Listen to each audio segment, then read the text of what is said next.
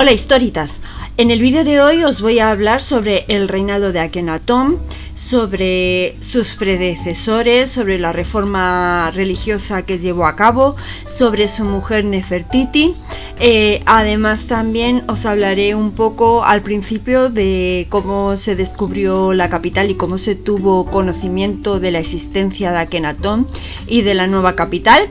Y también os hablaré sobre cómo identificaron la momia de Nefertiti. Creo que sobre la momia de Akenatón os haré otro, si puedo, cuando tenga tiempo, os haré otro vídeo.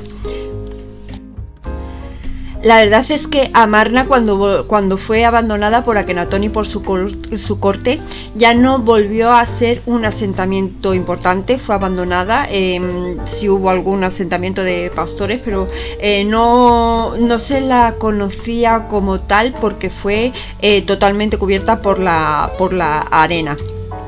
Y os cuento un poquito para poneros en situación del asentamiento, de cómo fue descubierto.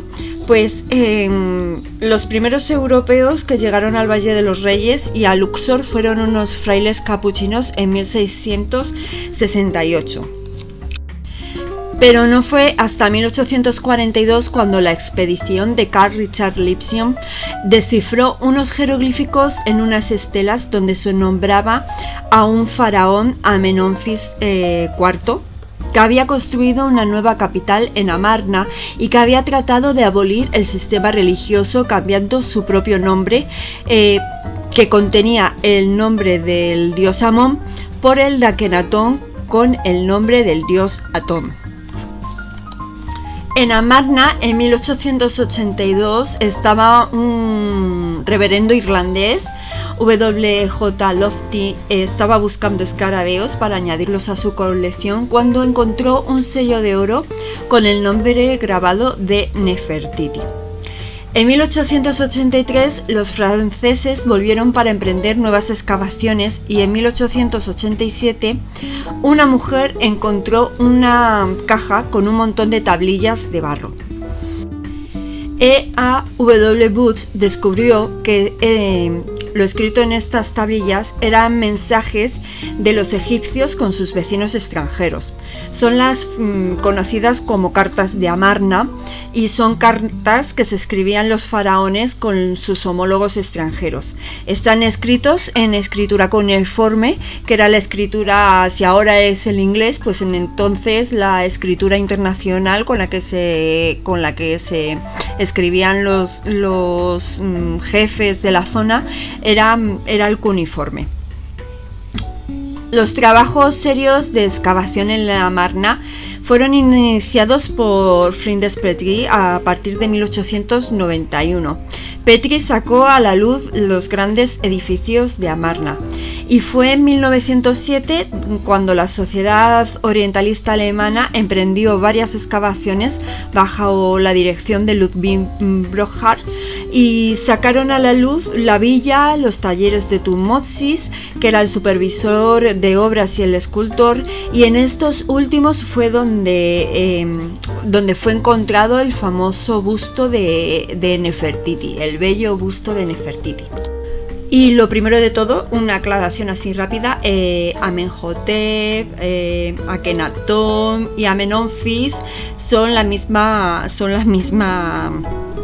el mismo nombre, el mismo hombre.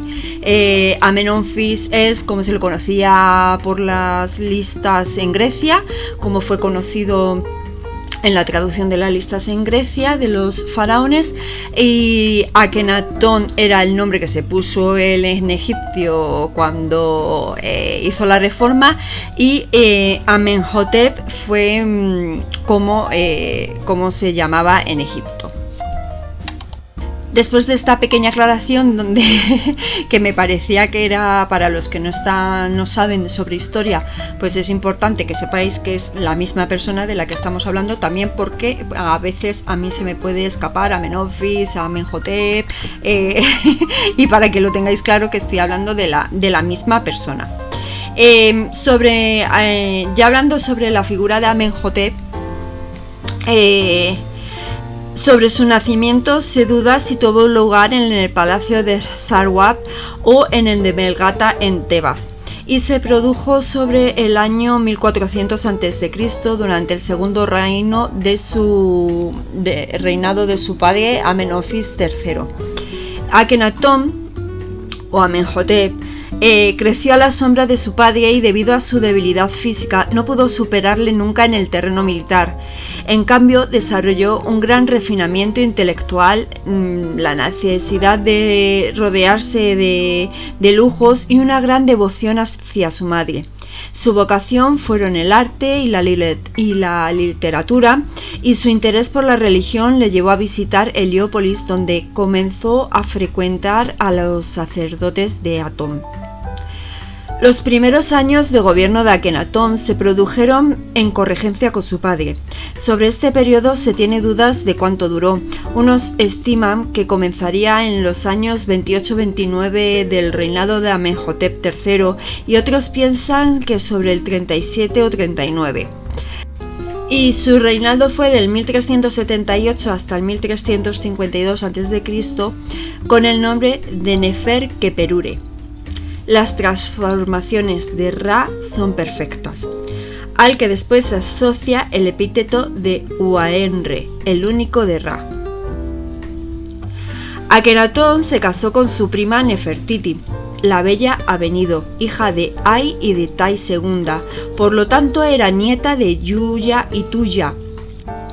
Sin embargo, para otros investigadores como J. Dulixis, que sigue la teoría de Jacques Pirenne, según la cual Nefertiti era una princesa que había sido regalada a Amenhotep III, que se llamaba Tuduhepa o Tudukipa. Y esta había llegado cuando el faraón había muerto y había sido casada con Akenatón. Las muestras de amor en Akenatón por Nefertiti las podemos ver plasmadas en las estelas fronterizas de Aketatón, que es Amarna. Para que lo sepáis, Aketatón es Amarna. Os voy a leer una de las estelas que para que veáis lo bonita que son, que pone, le dice Akenatón a Nefertiti: clara de rostro, felizmente ataviada con la doble pluma, soberana de felicidad, dotada de todas las virtudes, con cuya voz todos se regocijan. Señora de la gracia, grande de amor, sus sentimientos regocijan al Señor de los dos países. La princesa hereditaria grande de favor, dueña de la felicidad, regocijando con su voz a quienes la oyen, hechizando el corazón del rey de su casa, satisfecha en todo cuanto se dice, la gran y muy amada esposa del rey, señora de los dos países, bellas son las bellezas de Atón, la bella Abenido, Nefertiti, que viva por siempre. La pareja tuvo 6 hijas. La primera se llamó Meritatón, la amada de Atón, la segunda Meketatón, la protegida de Atón, la tercera Akesatón, el pensamiento vivo de Atón, la cuarta Neferuraten Taserit, la más bella de la perfección de Atón, la quinta Neferure, la más bella perfección del sol, y la sexta Setepenre, la elegida del sol. Y sin embargo, pues a pesar de que se querían mucho, pues el matrimonio se fue deteriorando. No se sabe si por el aumento de las extravagancias de Akenatón o qué pasó, pero lo cierto es que tomó por segunda esposa a Quilla, a la que mostraba también su amor en un poema que le dedicó en su sarcófago. Este poema dice así: respiro el dulce aliento que sale de tu boca, veo tu belleza cada día, mi deseo es oír tu dulce voz, semejante al viento del norte, sentir mis miembros vigorizados por la vida gracias a ti. Dame tus manos que guarden tu espíritu para que pueda recibirlo y vivir gracias a él. Pronuncia mi nombre en la eternidad y no pereceré jamás. Además, se cree que Akenatón intentó concebir con sus 3 hijas mayores, aunque se desconoce si se produjeron los embarazos y si prosperaron.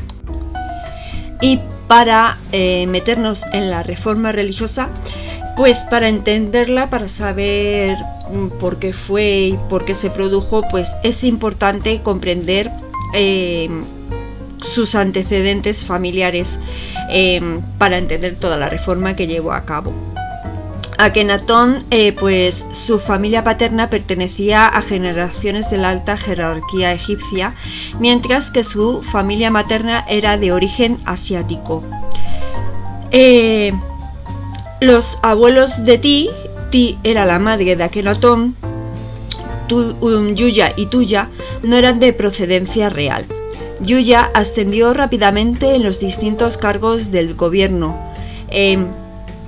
Y lo que más destaca de su figura es que fue el constructor de un canal de agua que servía para controlar el agua de las inundaciones. Dicho canal era conocido como Bahar Yusef, el canal de José. Este hecho y que los títulos y méritos coincidan con los del patriarca José de la Biblia hace que muchos historiadores identifiquen a Yuya con el José bíblico. Sin embargo, Cyril Adred, que es otro investigador, opina que Tuya podía haber sido cuñada de la madre de Amenhotep III y se llamaba Mutewiya, cuyo origen podía ser asiático. Además piensa que el nombre de Yuya era un sobrenombre de origen asiático como otros usados en la familia Ti-Ai-Nefertiti. Pero a esto se opone que en 1905 se encontró una pequeña escultura de Ti en una aldea cercana de Al-Fayum, donde aparece con rasgos negroides, lo cual pondría en duda el supuesto origen asiático de la madre de Akenatón. Pero otros investigadores pues piensan que los antepasados de Yuya y Tuya habían llegado con los Hyksos, estableciéndose en Gosen, ciudad que Sara, esposa del profeta Abraham, y habría recibido como regalo del faraón Tutmosis III. Después se instalaron en Nubia, donde se enriquecieron, regresando nuevamente a Gosen, ciudad que fue asentamiento semita en Egipto. De acuerdo con esta hipótesis, Ti pertenecería a una familia de semitas asiáticos procedentes de Nubia y descendientes de Abraham, del profeta Abraham. La figura de Ti es destacable, ya que se rodeó de personas sobresalientes, aunque no fueran nobles. Estimuló a los artistas a estudiar la naturaleza, sugiriéndoles que abandonaran los cánones tradicionales que les obligaban a representar las figuras de perfil. Este sería un antecedente de la reforma artística que se produciría durante los tiempos de Akenatón, y que sería conocido como el estilo amarniense. Amenhotep III reinó entre el 1405 y el 1367 a.C. Fue un faraón que supo aprovechar el poderío y las riquezas acumuladas por los antecesores y inclinó su reinado a la conservación, por lo que no se aventuró en realizar más conquistas militares. Aunque rendía culto a Amón, al cual dedicó varias estatuas en los templos de Luxor y Karnak, también le rendía culto a Atón, en lo cual influyó posiblemente la reina Ti. Una muestra de su devoción fue que, con motivo de una campaña en Nubia para sofocar un alzamiento rebelde, construyó un templo dedicado a Atón en Soleb, donde aparecen mencionados por primera vez los Sasu de Yahvé, quienes podrían ser los antecesores de los judíos. Esto supondría que las ideas que posteriormente desarrollaría Akenatón fueron una continuación y el desarrollo de los que ya habían comenzado sus antecesores. Cuando Akenatón subió al trono, pues en el año segundo de su reinado ya concedió al dios Atón el lugar en el que había estado antes el dios Amón. En el año 4 trasladó su capital al horizonte del disco Aketatón, que era como se llamaba. En las estelas de la nueva capital pues ya aparece con su nombre transformado, con su nueva titulatura. Transforma el nombre de Horus, de toro poderoso de grandes plumas, en toro poderoso amado de Atón. Su nombre Nefti, a la realeza en Karnak por a la gran realeza en el horizonte del disco. Su nombre de Horus de oro, quien eleva las coronas de Heliópolis de Sur, en quien eleva el nombre de Atón, y cambia su nombre de Amenhotep por el de Akenatón, agradable a Atón. Akenatón decidió construir la nueva capital como consecuencia de la resistencia que los sacerdotes tebanos mostraban a admitir los cambios del faraón. En el 366 a.C. decidió construir la nueva capital dedicada al nuevo culto. En la nueva capital, Akenatón se retiró del mundo real dedicándose por completo al nuevo culto y ordenó que el nombre de Amón fuera borrado de los monumentos y suprimió las referencias a los dioses. Sobre la fecha de Akenatón a la nueva ciudad existen distintas teorías. Liz Maniche y Jorge Duliski defienden la fecha del cuarto año de reinado, mientras que Antonio Blanco Frejeiro y Nicolás Grimal apuntan que fue en el año 6. Como emplazamiento de la nueva ciudad se elige un lugar camino entre Tebas y Menfis, en la orilla oriental del Nilo, donde no había existido asentamientos anteriores. La zona estaba rodeada por una media luna montañosa que formaba un cerco de 12 kilómetros sobre el río y tenía 5 kilómetros de profundidad. La orilla occidental era una franja de 20 kilómetros de ancho que llegaba hasta el desierto, que estaba muy bien irrigada y era muy fértil. En las cercanías se encontraban Hermópolis y Cusae, lo que garantizaba la mano de obra para la construcción. La ciudad fue construida en la orilla oriental del río porque era donde los rayos del sol primero incidían cuando salía por la mañana. Para realizar la obra se emplearon los recursos financieros destinados a los sacerdotes de Amón. Esto produjo en Tebas una profunda crisis económica. En la construcción intervinieron artistas que trabajaban en los templos de Karnak y Luxor, por lo que las obras en estos quedaron detenidas. Las obras finalizaron en el octavo año de reinado de Akenatón y se convirtió en el centro administrativo, y el faraón se rodeó de su gente de confianza para gobernar. Cuando la ciudad fue abandonada, ya no se volvió a edificar nada sobre ella. Los lugareños la llamaban como Iltilamarna.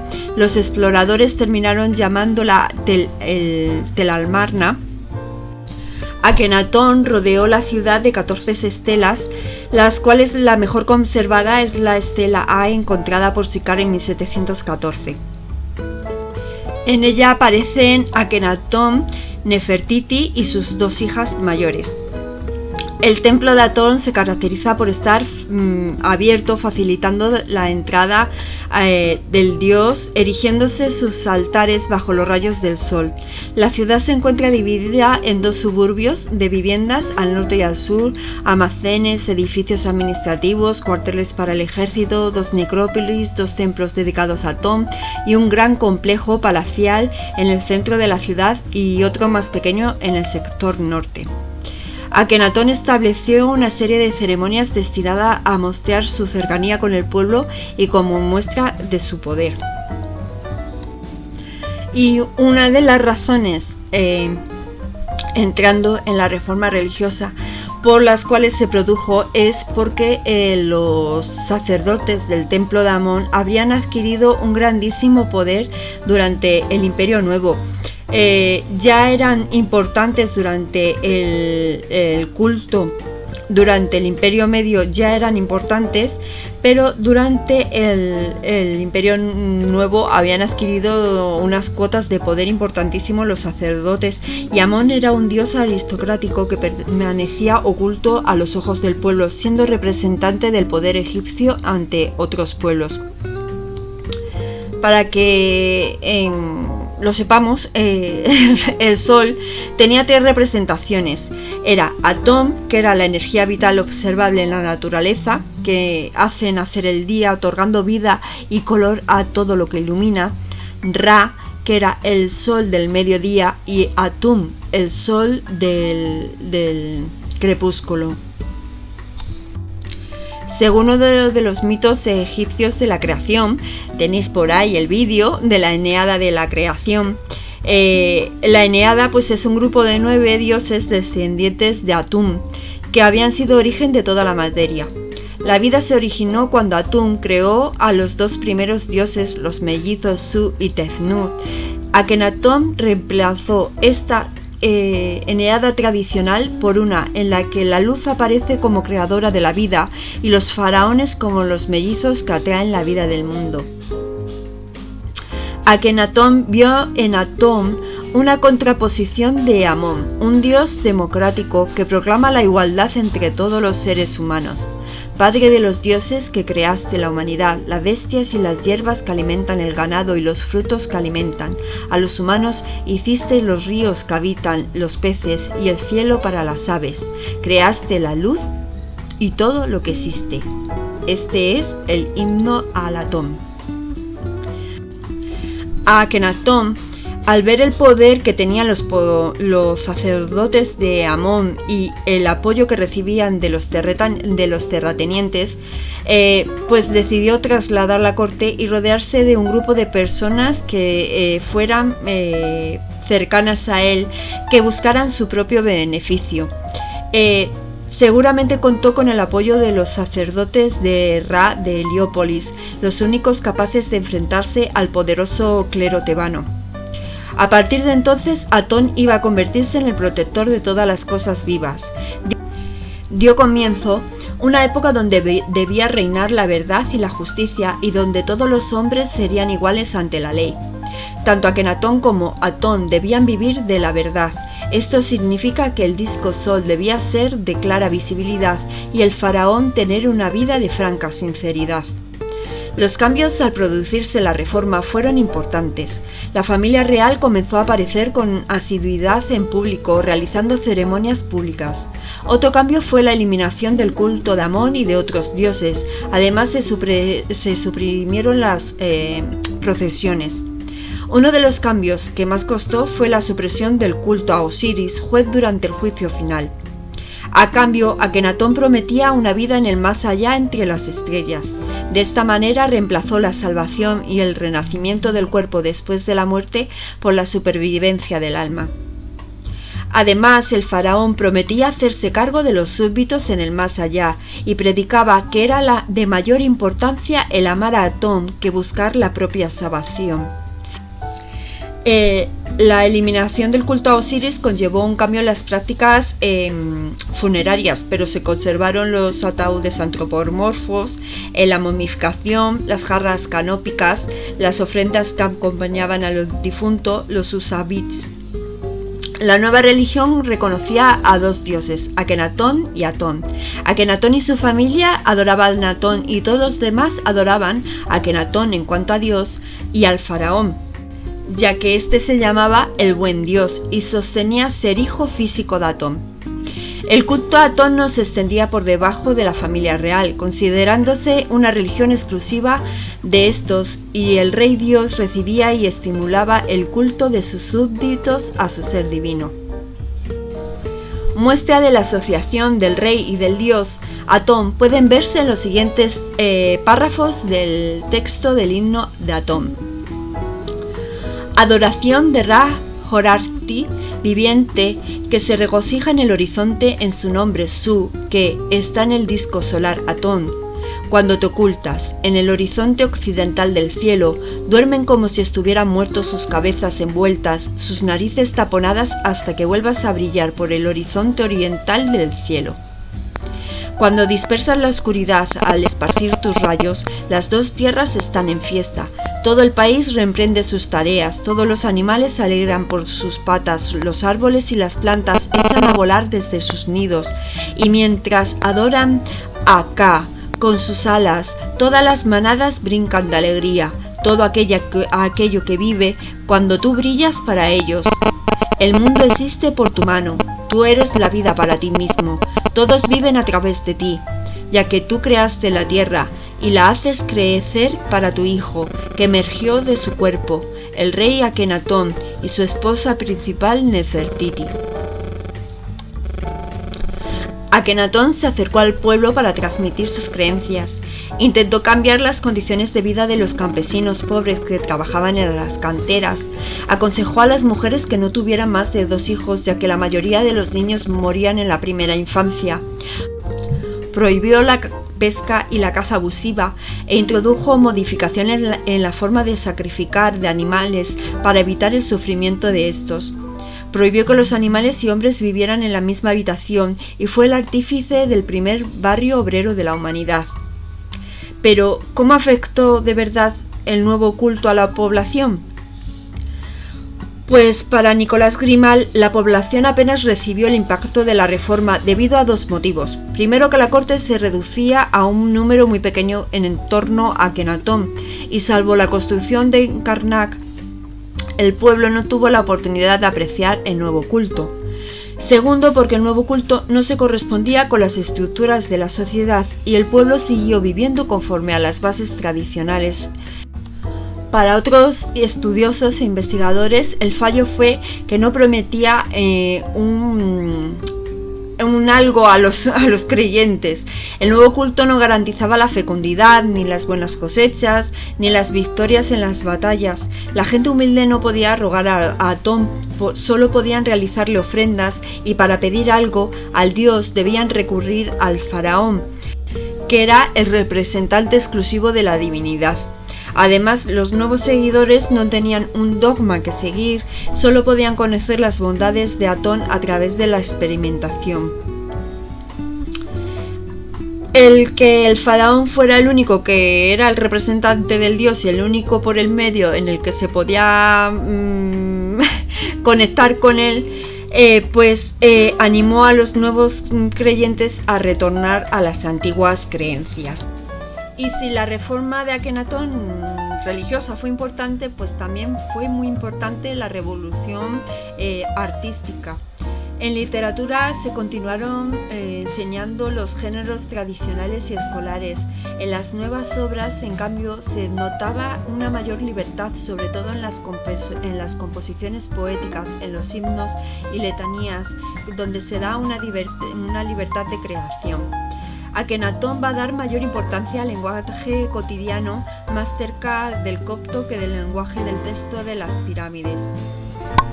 El arte se va a acercar más al realismo.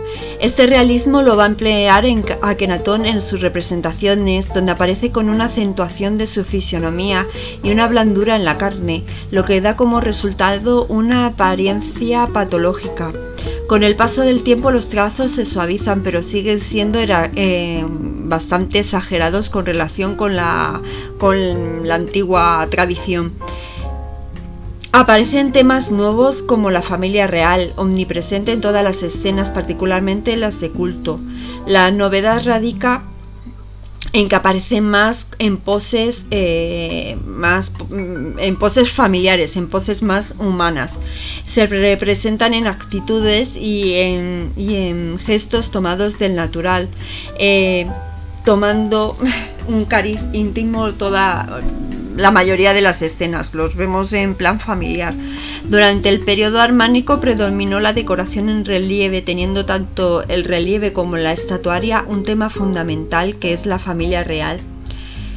Pero también podemos ver, si habéis visto algún libro de historia del arte, donde aparece en el periodo amarniense de Amarna, aparecen los típicos gansos amarnienses que se acercan más a lo que es un ganso natural. Son todo más representaciones más naturales. En cuanto a su reinado, pues Akenatón descuidó bastante los aspectos militares, y ya que dentro del ideario religioso de Atón no estaba la guerra. Esta debilidad política exterior hizo que muchos reyes vasallos de Egipto dejaran de pagar sus tributos, disminuyendo así el tesoro real. Después de 17 años de reinado, Egipto estaba económicamente en la ruina, y esto fue aprovechado por los sacerdotes de Tebas, además de la pasividad del faraón hizo que las revueltas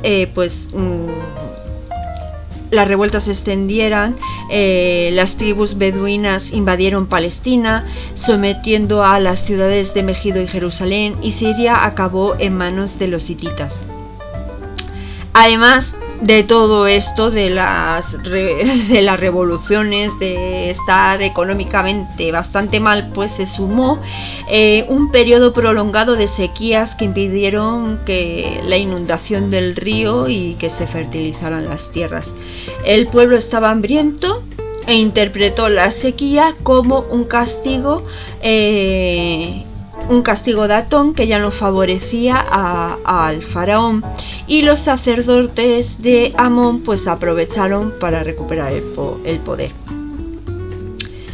A la muerte de Akenatón pues no había ningún heredero claro, y el famoso Tutankamón pues duró poquito en el poder.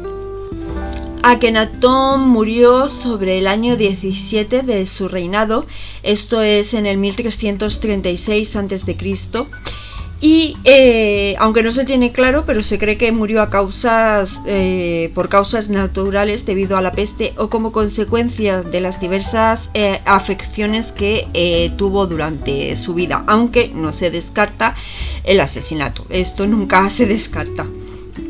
A su muerte, pues el poder pasó a manos de su corregente An-Heperure Neferfrure Atom. Esta era Nefertiti. Llevaba siendo su corregente varios años y finalmente tomó el nombre de An-Heperure Esmenicare, mientras que su hija primogénita Meritatón desempeñaba el papel de gran esposa. Hay pruebas de que Esmenicare y Nefertiti eran la misma persona. Primero, cuando Amenhotep IV cambió su nombre por Akenatón, Nefertiti adoptó el nombre de Neferneferureaton. Fue nombrada corregente en el año 12 del reinado de Akenatón, por lo que se le añadió el nombre de An-Heperure, convirtiéndose en el corregente An-Heperure Neferneferureaton. Las coronas, las vestimentas, la barba con las que Akenatón fue representado, pues también fueron utilizadas por Nefertiti, la cual aparece portando el báculo y el mayal propio del faraón. Incluso aparece representada sentada sola en el trono real, mientras Akenatón aparece en un pedestal. An-Heperure Esmenicare reinó poco más de un año. Después de la muerte de Akenatón, Amarna fue abandonada poco a poco, instalándose de nuevo la capital en Tebas. La reina intentó ganarse la confianza del pueblo, de los sacerdotes de Amón, y parece que contó con la ayuda de Ay y del general Horemheb. An-Heperure negoció con el clero tradicional, siendo permitido que se reanudara las funciones como sacerdotes de Amón. En un fragmento aparecido en una tumba de un sacerdote de Gurna, aparece un texto redactado por un tal Pawá, sacerdote y escriba de las ofrendas de Amón en el templo de An-Heperure de Tebas, y recoge una plegaria que comienza con Gloria a Amón, donde se ruega a Amón que regrese y deje todo como estaba antes. Este texto estaba datado en el año 14 del reinado de Akenatón, el tercer año de An-Heperure Neferfrureaton, en el año 1338. Los egipcios querían una vuelta a los viejos dioses. Pensaban que la decadencia de Egipto era como consecuencia de que se habían ido y querían su regreso. Los templos de los dioses y diosas además estaban en ruinas. La corona pagó la restauración de los templos y la apertura significó la recuperación económica de Egipto. La gente recuperó su trabajo y los templos, los ingresos y las rentas. Los sucesores de Nefertiti, Tutankamón y Anjesenatón, cambiaron sus nombres por Tutankamón y Anjesenamón. Nefertiti murió sobre el 1336-1335. No se sabe pues si se murió de una muerte natural o la mataron porque había mucha gente que quería su muerte, porque querían quitarla de medio, porque la asociaban con la figura de su esposo y de su desastrosa política, y esto la hacía vulnerable, siendo odiada tanto por tradicionalistas como por la nueva casta de terratenientes y de funcionarios. Muchos de los objetos que fueron encontrados en la tumba de Tutankamón eran destinados a la tumba de Nefertiti, como un trono dorado que aparece en la tumba, en la que las figuras de Akenatón y Nefertiti han sido cambiadas por las de Tutankamón y Angesenamón. Y dado esto, se han dado dos posibilidades: que el cuerpo de Nefertiti fuera despojado de sus riquezas años después de su muerte, o bien la reina tuvo funerales baratos y sus tesoros fueron guardados para utilizarlos en otra ocasión. Y finalmente, pues el clero de Amón recuperó su poder y la liquidación del culto a Atón fue encomendada por el clero a un general, Honrejeb, que se convertiría en faraón en el 1339, habiendo sucedido a Ay, y había sido sucesor de Tutankamón. Honrejeb pues se produjo con el nuevo faraón, se produjo una vuelta a las antiguas tradiciones. El orden fue restaurado y se enviaron expediciones, se recuperó la actividad militar, enviando expediciones a Nubia para recuperar el imperio, y Honrejeb murió en el 1304 a.C., siendo sustituido por el general Ramsés I, que fue el iniciador, fue el primero de la dinastía 19. Y ahora os voy a dar así unas pinceladas sobre el descubrimiento de la momia de Nefertiti, que la verdad está muy interesante. Creo que hay un documental de National Geographic, creo que es, y yo lo leí, donde la investigadora que estaba haciendo su tesis sobre las pelucas en el Antiguo Egipto, y es que en el Antiguo Egipto casi todo el mundo llevaba la cabeza rapada, y la llevaban rapada, ¿por qué? Por los piojos. Había muchos piojos, y estos piojos pues eran transmisores de enfermedades, entre ellas la peste, y además de que son bastante molestos, y para evitar los piojos pues se rapaban la cabeza y utilizaban pelucas. Además de que las pelucas pues protegían del sol, porque hace bastante sol en Egipto, y si llevas la cabeza rapada pues te insolas. Y entonces pues esta investigadora, Joan Fletcher, pues fue invitada por la Universidad de Leiden para participar en un proyecto sobre las vestiduras en los tiempos, las formas de vestir de Tutankamón. Y entre todos los objetos que nombra Howard Carter que encontró en la tumba de Tutankamón, pues nombra que había una caja para pelucas. Y en un estudio que describía Crawford Elliott Smith, que es anatomista, describía que en una cámara contigua a la de Amenofis II, pues habían encontrado 3 momias.